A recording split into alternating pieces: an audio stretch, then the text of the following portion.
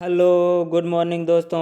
आप सभी का स्वागत है हमारे एक नए वीडियो में। देखिए दोस्तों, आज हम इस वीडियो में BHDLA 137 हिंदी भाषा संप्रेषण कौशल के 3 गैस पेपर लेकर के आ गए हैं, जो आपकी आने वाली परीक्षाओं के लिए क्या है, बहुत ही ज़्यादा इम्पोर्टेंट है। आप इन 3 गैस पेपर को अगर आप कर लेंगे तो आप इस एग्ज़ाम को अच्छे से क्रैक कर सकते हैं। इस गैस पेपर को आपको तीनों को अच्छे से पढ़ना है। इन तीनों गैस पेपर के मैं क्वेश्चन को बोलूँगा और वो क्वेश्चन आपको पढ़ करके ज़रूर जाना है। इसमें आपको आंसर दिखाई देगा, तो आप यहाँ पर आंसर को ईजिली से आप क्या कर सकते हैं, इसको पढ़ सकते हैं। तो आप इसके क्वेश्चन को मैं रिपीट करूँगा और इसका जो आंसर रहेगा उसको आपको पढ़ के जाना है। ये आपके आने वाली परीक्षाओं के लिए बेहद ज़रूरी है और इसको करके ज़रूर जाएगा। और आप सभी को लिए आपको एग्ज़ाम में अच्छे से अच्छे परफॉर्मेंस करें, अच्छे से अच्छे एग्ज़ाम दें, इसके लिए आप सभी को शुभकामनाएं। तो चलिए हम देखते हैं इसमें कौन कौन से क्वेश्चन हैं जो एग्जाम के पॉइंट ऑफ व्यू से बहुत ही ज़्यादा इंपॉर्टेंट है। हमारा पहला क्वेश्चन क्या है, संप्रेषण के महत्व पर प्रकाश डालिए। यानी जब हम संप्रेषण करते हैं तो उसका महत्व क्या है, ठीक है, या संप्रेषण का प्रयोजन जिसे बोलते हैं। बुक में आपका क्या लिखा हुआ है, क्वेश्चन में लिखा हुआ है आपके फर्स्ट चैप्टर में होगा संप्रेषण का प्रयोजन बताइए। तो प्रयोजन का भी मतलब क्या होता है, महत्व ही होता है। तो संप्रेषण हम क्यों करते हैं, उसका रीजन क्या है, तो महत्व क्या है। जैसे व्यवसायिक प्रोत्साहन के लिए, श्रम में गतिशीलता के लिए, सामाजिकरण के लिए, समन्वय और नियंत्रण के लिए, कार्य निष्पादन के लिए, पेशेवर लोगों की सहायता के लिए, इस प्रकार से हम क्या करते हैं, संप्रेषण को करते हैं। उसी प्रकार से अगर आप देखोगे, हम जब संप्रेषण करते हैं आपातकाल में सहायता के लिए, समुद्री हवाई जहाज में यातायात के लिए, शिक्षा के प्रसार के लिए, विज्ञापन के लिए, ये जब हम संप्रेषण करते हैं इस प्रकार के हमारे कारण हैं कि हम किसी से बातचीत करना चाहते हैं, हमें कोई व्यक्तिगत ज़रूरत है, हमें कोई व्यक्तिगत काम है, हमें कोई इन्फॉर्मेशन लेनी है, हमें कोई सूचना देनी है, तो इसके लिए हम क्या करते हैं, संप्रेषण करते हैं और बातचीत करते हैं। ये संप्रेषण का हमारा महत्व होगा, या संप्रेषण का भी इसको हम कह सकते हैं कि संप्रेषण का प्रयोजन क्या है, यानी हमारी बातचीत करने का उद्देश्य या संप्रेषण का हमारा महत्व क्या। अगला जो क्वेश्चन आएगा हमारा, अगले क्वेश्चन को यहाँ पर ध्यान से देखिएगा। हमारा जो नेक्स्ट क्वेश्चन है, आंगिक संप्रेषण और भाषा पर चर्चा कीजिए। यानी आंगिक संप्रेषण क्या होता है और भाषा को बताइए। यानी आंगिक संप्रेषण का मतलब होता है जब हम अपने हाव भाव के द्वारा बातचीत करते हैं। आपने देखोगे ना, कई बार जैसे हमसे कोई पूछता है खाना खाया, हम लोग क्या करते हैं, सिर में हिला देते हैं। अगर कोई हमसे पूछेगा कोई काम किया, तो हम ना में सिर हिला देते हैं। यानी जब हम क्या करते हैं, जब अशाब्दिक, यानी जहां पर हम शब्दों का यूज नहीं करते हैं, हम सिर्फ बॉडी लैंग्वेज की ही काम करते हैं, इसी को क्या बोला जाता है, आंगिक संप्रेषण या बॉडी लैंग्वेज, इसका यूज किया है। ये आपका जो क्वेश्चन है, आंगिक संप्रेषण और भाषा पर चर्चा कीजिए, ये भी आपको चैप्टर नंबर 3 में मिलेगा। आपके एग्जाम के पॉइंट ऑफ व्यू से ये भी बहुत ज़्यादा क्या रहेगा, आपका इंपॉर्टेंट रहेगा। तो चलिए अगला जो हमारा क्वेश्चन रहेगा, ध्यान से देखिएगा। अगला हमारा जो नेक्स्ट क्वेश्चन है, नेक्स्ट क्वेश्चन यहाँ पर देखिए, साक्षात्कार में संप्रेषण का आधार क्या है। यानी जब हम किसी साक्षात्कार करते हैं तो सबसे पहले साक्षात्कार का सिद्धांत क्या है। तो यही बात क्वेश्चन आता है कि जब हम इंटरव्यू होता है तो कैसा होता है। सबसे पहले जो साक्षात्कार क्या होता है, औपचारिक संप्रेषण होता है। यानी जब कोई भी इंटरव्यू लिया जाता है तो उसमें सामान्य रूप से क्या होती है, बातचीत की जाती है। आप कोई भी इंटरव्यू देखोगे, कोई भी साक्षात्कार देखोगे, तो उसमें क्या होती है, सामान्य रूप से बातचीत की जाती है। दूसरा, परस्पर संवाद होता है। परस्पर संवाद का मतलब होता है कि एक व्यक्ति सवाल पूछेगा, दूसरा व्यक्ति जवाब देगा, वो इससे पूछेगा, यानी लगातार जो बातचीत है वह चलती रहती है, इसी को बोलते हैं परस्पर संवाद। तीसरा जो आप इसमें कह सकते हो, परस्पर संवाद प्रश्नोत्तर शैली में होता है। इसमें इन्होंने कई सारी चीज़ों को दिया, नहीं फिर भी मैं बता देता हूँ। जब संप्रेषण साक्षात्कार होता है परस्पर शैली में होता है, दो व्यक्ति इसमें शामिल होते हैं। यानी जब इंटरव्यू लिया जाता है उसमें 2 पक्षों का शामिल होना जरूरी है। किसी न किसी गंभीर विषय पर साक्षात्कार लिए जाते हैं, ठीक है, यानी कोई न कोई गंभीर विषय होगा, प्रश्नोत्तर शैली में लिया जाता है, 2 पक्ष इसमें शामिल रहते हैं। तो इसके आप आज की अन्य भी हेडिंग रहेगी, उन भी हेडिंग को आपको लिखना है, परंतु इसमें दिया नहीं है, उन्होंने दे नहीं रखा, बट आपको पता होनी चाहिए। पहला क्या, औपचारिक संप्रेषण होता है, परस्पर संवाद होता है, 2 पक्षों का शामिल होना जरूरी है, प्रश्नोत्तर शैली में है, किसी न किसी गंभीर विषय पर साक्षात्कार या इंटरव्यू लेगा। ये इसकी क्या रहेंगी, हेडिंग्स रहेंगी। अगला जो हमारा क्वेश्चन रहेगा, मोस्ट इंपॉर्टेंट क्वेश्चन है, इसको थोड़ा सा आप ध्यान दीजिएगा। क्वेश्चन क्या है, संवाद के स्वरूपों का परिचय दीजिए। यानी जो हम संवाद का मतलब होता है बातचीत, क्या होता है, संवाद का मतलब क्या होता है, बातचीत को करना। ठीक है। तो संवाद कैसा था, संवाद का स्वरूप और उसके प्रकार बताइए। यानी जो संवाद का स्वरूप होता है उसका, यानी संवाद जब हम करते हैं श्रोता और वक्ता की संख्या के आधार पर बताया जा सकता है कि यह व्यक्तिगत संवाद है या सामूहिक संवाद है। यानी श्रोता और वक्ता की संख्या के आधार पर यह बताया जा सकता है कि जो संवाद हो रहा है वह व्यक्तिगत संवाद है या सामूहिक संवाद है। इसके आधार पर हम क्या करते हैं, संवाद को बांट सकते हैं। दूसरा, सामाजिक परिवेश और सामाजिक पृष्ठभूमि के आधार पर, यानी सामाजिक परिवेश क्या है, यानी हमारा जो संवाद है वो औपचारिक संवाद है या अनौपचारिक संवाद है। इसके आधार पर भी हम संवाद को दो श्रेणियों में बांट सकते हैं। इसके संवाद रहेगा। हमारा जो नेक्स्ट क्वेश्चन रहेगा, नेक्स्ट क्वेश्चन पे ध्यान दीजिएगा। अगला जो हमारा क्वेश्चन है, साहित्यिक विधा के रूप में पत्र लेखन बताइए। यहां पर आपको पत्र लेखन वेद, यानी साहित्यिक विधा के रूप में जो हमारा पत्र होता है वो क्या होता है, पत्र हमारा कोई भी होगा। पत्रों में हम क्या करते हैं, हमारा कोई ना कोई क्या होता है, लिखित संप्रेषण करते हैं। यानी जब एक व्यक्ति दूसरे व्यक्ति को अपना पत्र लिखता है तो कैसे लिखता है, लिखित भाषा में लिखेगा। यानी हमारे पत्रों में लिखित भाषा का यूज किया जाता है। दूसरा, निजी होता है, यानी जो हमारे पत्र होते हैं निजी होते हैं। यानी हमारा निजी होता है कि हम किसी को पत्र लिखते हैं तो क्या हमारा निजी होता है, भाई परमानेंट होता है, निजी होता है। दूसरा, आत्मीयता बहुत होती है पत्रों में, क्या होती है, आत्मीयता, यानी अपनापन, जो लोग जिन लोगों को हम अपना मानते हैं उन लोगों को हम क्या लिखते पत्र, आत्मीयता होती है। अगला, तात्कालिकता होती है, यानी जो पत्र लिखे जाते हैं वह तात्कालिक चीज़ों को लेकर, यानी मान लीजिए अगर कोई बात हो गई या कोई बात कहना तो तुरंत के तुरंत लिखे जाते हैं पत्र में, तात्कालिकता के भी प्रभाव में देखने को मिलता है। अगला क्या होता है, इसमें कह सकते हैं सहजता होती है, यानी जो पत्र लिखे जाते हैं बहुत सहज भाव से लिखे जाते हैं, सहज सरल शब्दों का यूज किया जाता है, सिंपल लैंग्वेज का यूज किया जाता है। अगला जो हमारा क्वेश्चन है, ध्यान से देखिएगा, नेक्स्ट क्वेश्चन जो हमारा रहेगा यहाँ पर ध्यान से देखिएगा। नेक्स्ट क्वेश्चन क्या है, पत्र लेखन से आप क्या समझते हैं, पत्र लेखन को बताइए। और यहाँ पर आप बता देना औपचारिक पत्र और अनौपचारिक पत्र क्या होता है, यानी पत्र लेखन को बताना है और औपचारिक पत्र और अनौपचारिक पत्र। देखो, औपचारिक पत्र का मतलब होता है फॉर्मल लेटर जो होते हैं, जो हम अपरिचित व्यक्तियों को लिखते हैं, जिन व्यक्तियों को हम जानते नहीं हैं। जैसे टीचर को पत्र लिखना है, प्रिंसिपल को पत्र लिखना है, कह सकते हैं कि एमएलए को पत्र लिखना है, विधायक को पत्र लिखना है, सांसद को पत्र लिखना है, मंत्री जी को पत्र लिखना है, या हमें किसी कार्यालय को पत्र लिखना है। तो ये हम इन लोगों को तो जानते नहीं। अपरिचित व्यक्तियों को जो पत्र लिखे जाते हैं मोस्टली वो औपचारिक पत्र होते हैं। और अनौपचारिक पत्र कौन से होते हैं, अनौपचारिक पत्र हम उन्हें बोलते हैं जो हमारे सगी संबंधी है, मम्मी को पत्र लिखना है, पापा को पत्र लिखना है, दीदी को पत्र लिखना है, बहन को पत्र लिखना है। इस प्रकार के जितने पत्र होते हैं कैसे होते हैं, अनौपचारिक पत्र की श्रेणी में आएंगे। तो आपके लिए क्या रहेगा, इंपॉर्टेंट रहेगा अनौपचारिक। दूसरा, अब पत्र को लिखते समय आवश्यक बातें क्या होती हैं, यानी जब हम किसी को पत्र लिखते हैं या लेटर लिखते हैं तो हमें कौन कौन सी बातें हैं उनको ध्यान रखना चाहिए पत्र को लिखते समय। यहाँ पर हमें ध्यान देने वाली जो बातें हैं इनको भी ये भी क्या रहेंगी, आपके लिए इंपॉर्टेंट रहेंगी। इन सारी चीज़ों को आप ध्यान से पढ़िए और ध्यान से कीजिए। इसका जो आपका PDF रहेगी मैं आपको यहाँ पर लिंक कर दूंगा और आप PDF को ईजिली से आप देख सकते हैं। लेकिन जो मैं अभी बता रहा हूँ ना उसको ध्यान से सुनो, यहाँ पर जो लिखा हुआ उसको समझा रहा हूँ कैसे लिखना है, ठीक है। तो ध्यान पहले इसको पूरा वीडियो देख लो ताकि आपको वो चीज़ें जो मैं बता रहा हूँ वो ज़्यादा समझ में आए, ठीक है।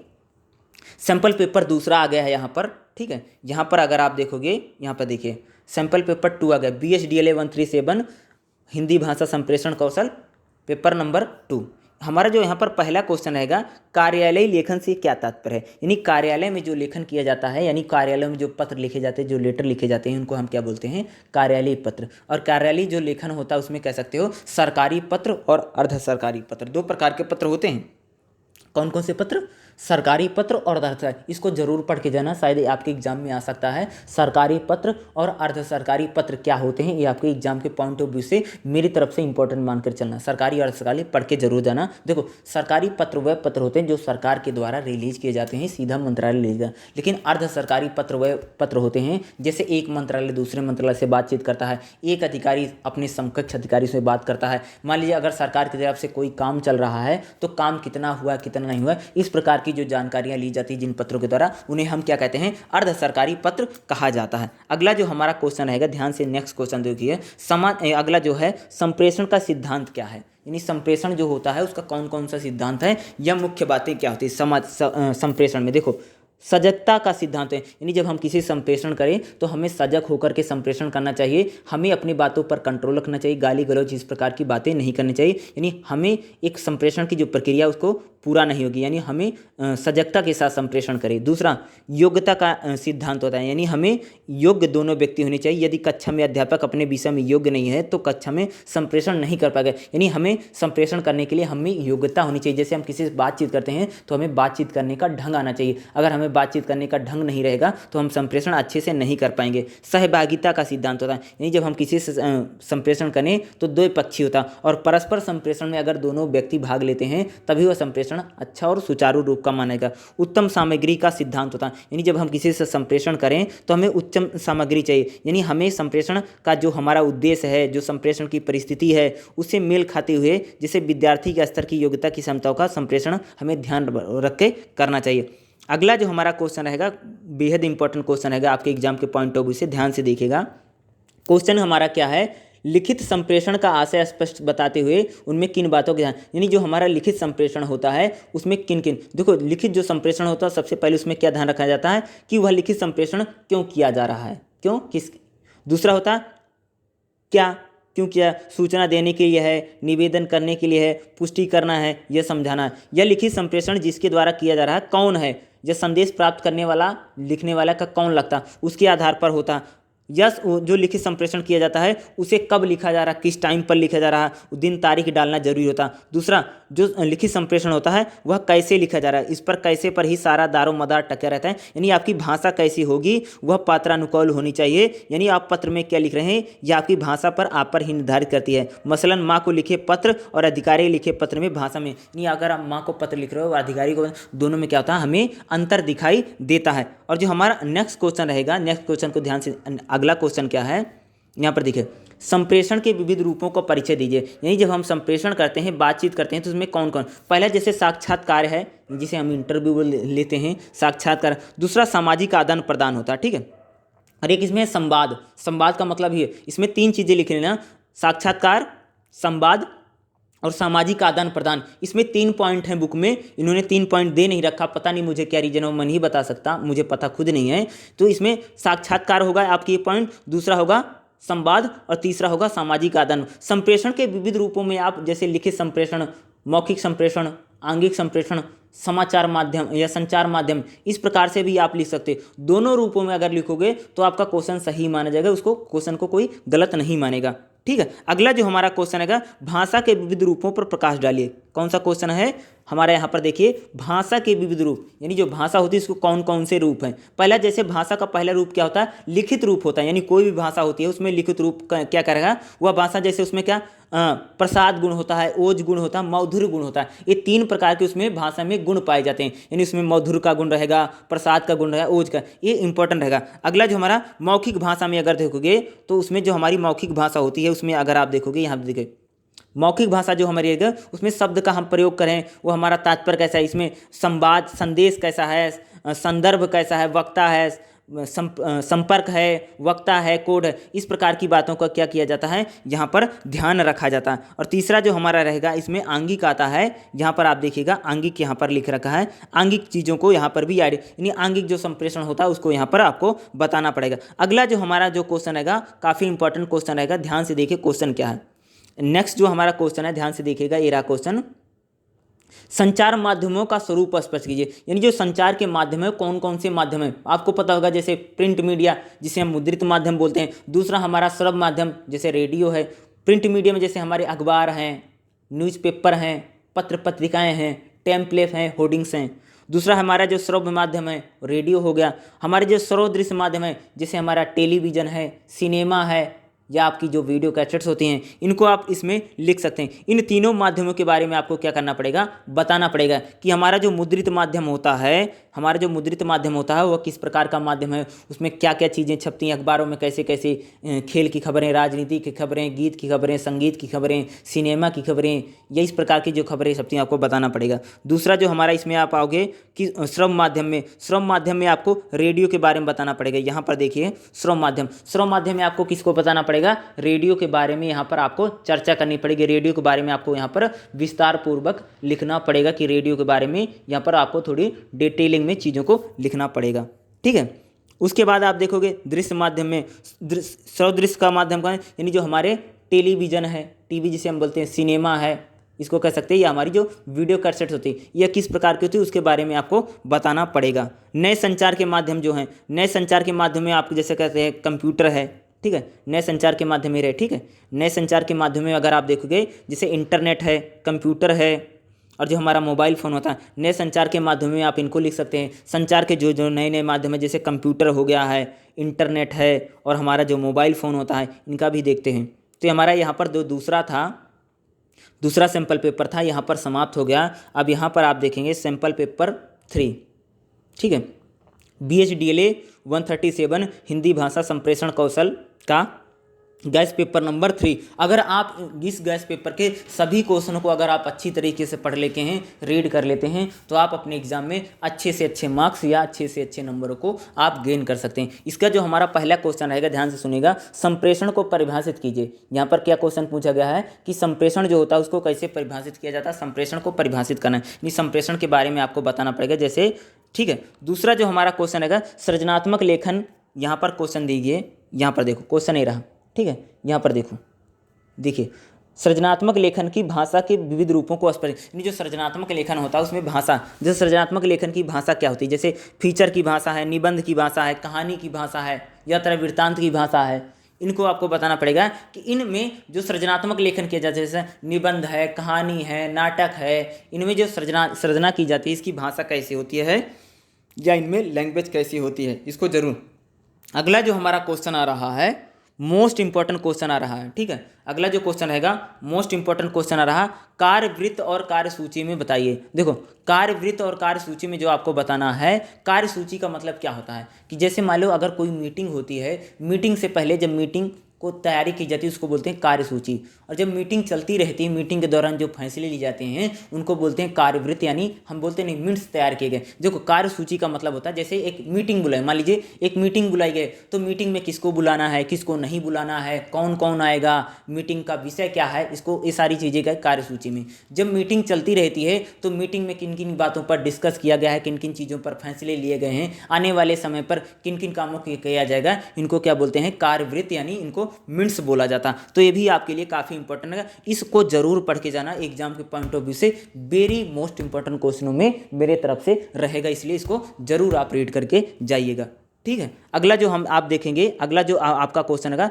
संवाद की भाषा शैली पर प्रकाश डालिए, यानी जो संवाद होता है उसकी भाषा शैली कैसे होती है, यहाँ पर देखिएगा, यहाँ पर देखो, ठीक है, संवाद की भाषा शैली पर प्रकाश डालिए। देखो संवाद की भाषा शैली कैसी होती है, तो उसमें अव्यक्त, जब हम किसी से वाद संवाद करते हैं, बातचीत करते हैं, तो हमारी भाषा जो होती है वह हमारी भाषा कैसी रहती है उसके बारे में यहाँ आपको बताना पड़ेगा। तो इसको, इस सेक्शन को आप पढ़ लीजिएगा, आपको अच्छी तरीके से क्या होगा समझेगा कि जो संवाद की भाषा शैली है वह हमें किस प्रकार की होनी चाहिए और हमें संवाद की भाषा शैली को किस प्रकार से रखना चाहिए। अगला जो हमारा जो मोस्ट इंपॉर्टेंट क्वेश्चन है, यहाँ पर ध्यान से देखिएगा, अगला जो हमारा क्वेश्चन है साक्षात्कार के विविध रूप बताइए, यानी जो साक्षात्कार लिया जाता है उससे विविध रूप कौन कौन से। देखो पहला जो साक्षात्कार होता है विशिष्ट व्यक्तियों के साक्षात्कार होते हैं भैया, किसी नेता का साक्षात्कार है, किसी अभिनेता का है, किसी हीरो का है, किसी हीरोइन का है, या किसी समाज में किसी ने बहुत अच्छा काम करा है, टॉपर है, लेक्चरर हैं, इनके साथ। दूसरा जो साक्षात साधारण व्यक्ति को, आम जनता का जो साक्षात इलेक्शन चुनाव के समय जिसके लिए जाते हैं, रिपोर्टर जाता नहीं है कि भैया कौन सा पार्टी जीत रहा है उसको बताइए, कौन सा पार्टी नहीं जीता, साधारण व्यक्तियों के भी साक्षात्कार होता है, आपने देखा होगा ना, साधारण व्यक्ति जो होते हैं कि जो उनके भी लिए। तीसरा जो होता है अगला जो सामाजिक प्रयोजन के लिए साक्षात्कार किया जाता है। सामाजिक प्रयोजन का साक्षात्कार का मतलब होता है कि जब लड़का लड़की की शादी होता है तो लड़की के वाले क्या करते हैं, लड़की का इंटरव्यू लेते हैं, लड़के वाले लड़के का इंटरव्यू लेते हैं, यानी जैसे लड़के लड़की का इंटरव्यू ले। जब शादी विवाह होता है तो आपने देखा होगा कि घर परिवार वाले क्या करते हैं, लड़के लड़की का इंटरव्यू लेते हैं। आपने देखा कि जो लड़की के वाले होंगे वो लड़के के घर वालों के बारे में पूछेंगे, भैया ये दादी हैं, नानी है, काका, उनका भी परिचय तो करवाया जाता ना, वो आपस में भी दो फैमिलियां आपस में इंटरव्यू करती हैं। लड़के लड़कियों का जो इंटरव्यू किया जाता है शादी समारोह में, उसको कह सकते हैं सामाजिक प्रयोजन में जो साक्षात्कार लिए जाए, इसी प्रकार की श्रेणी में आएगा, ठीक है। हमारा जो नेक्स्ट क्वेश्चन रहेगा, नेक्स्ट क्वेश्चन को आप थोड़ा सा ध्यान से देखिएगा, अच्छी संवाद संरचना के लिए किन किन बातों का ध्यान, यानी जो हम आज किसी से संवाद करते हैं तो हमें संवाद करते समय किन किन बातों को ध्यान, जब हम किसी से संवाद करें तो हमें छोटे शब्दों को बोलना चाहिए, सहज शब्दों को बोलना चाहिए, संवाद में रोचकता होनी चाहिए, यानी रोचक ढंग से हम बातचीत करें, संवाद हमें सरल भाषा में और सहज भाषा में बोलना चाहिए, संवाद जिस विषय और जैसी परिस्थिति है उसी के अनुसार हमें क्या करना चाहिए भैया, संवाद करना चाहिए। संवाद करते समय में मुहावरे, लोकोक्तियाँ, इनका भी हम क्या कर सकते हैं, यूज कर सकते हैं। संवाद बोलने वाला का नाम संवादों में आगे लिखें, यानी जो संवाद बोल रहा है उसका नाम लिखें ताकि लोगों को पता चले कौन बोल रहा है कौन नहीं बोल रहा है। यदि संवाद में कोई चित्र बदलता है तो किसी नए व्यक्ति का आगमन होता है तो उसका वर्णन में कोष्टक करें। संवाद बोलते समय हमारे मन में जो भाव होते हैं उसे कोष्टक में लिखना चाहिए। यदि संवाद बहुत लंबे हैं तो जगह बदलती है तो उसको दृश्य में बता दें। अच्छे संवाद की विशेषता, अच्छा संवाद क्या होता है कि जैसे जिसमें धारा प्रवाह होगा, अर्थपूर्ण होना चाहिए, यानी जब हम संवाद करते हैं, बातचीत करते हैं, या फिल्मों में अगर जो संवाद बोले जाते हैं, ये इस प्रकार के संवादों, दोनों प्रकार के संवादों की बातचीत की जा रही है। ठीक है, संवाद का आरंभ और रोचक होना, अंत रोचकता से होना चाहिए। संवाद का जो जीवन में जितना अधिक यानी संवाद जो है आम लोगों से जुड़ा होना चाहिए ताकि आम लोग जब संवाद को सुने तो उसे अधिक जुड़ा हुआ महसूस करें। तो ये आपके क्या रहेगा, आपके एग्जाम के पॉइंट ऑफ व्यू से काफ़ी इंपॉर्टेंट क्वेश्चन है। जितना भी इंपॉर्टेंट था उतना मैंने आपको बता दिया है। इसका जो आपका PDF होगा आपको मिल जाएगा और थोड़ा मैंने आपको यहाँ पर डिटेलिंग बता दिया है ताकि आप इस चीज़ को समझ सकें। ठीक है, तो आप इस वीडियो को देखने के लिए आप सभी का बहुत बहुत धन्यवाद। अगर आपका कोई सवाल है तो आप हमसे जरूर पूछ सकते हैं, मैं आपको बताने की जरूर कोशिश करूंगा। ठीक है, तो वीडियो आपको कैसा लगा ये मुझे जरूर बताइएगा। और इसका जो PDF होगा मैं अभी टेलीग्राम चैनल पर, दूसरा आपको यहाँ पर डिस्क्रिप्शन बॉक्स में, आप डिस्क्रिप्शन बॉक्स को चेक करेंगे तो आपको इसका PDF मिल जाएगा, वहाँ से आप इसको पढ़ सकते हैं और अपनी तैयारी कर लीजिएगा। ठीक है, किसी प्रकार की टेंशन मत करना। चैनल पर और भी वीडियो को अपलोड किया जाएगा, भी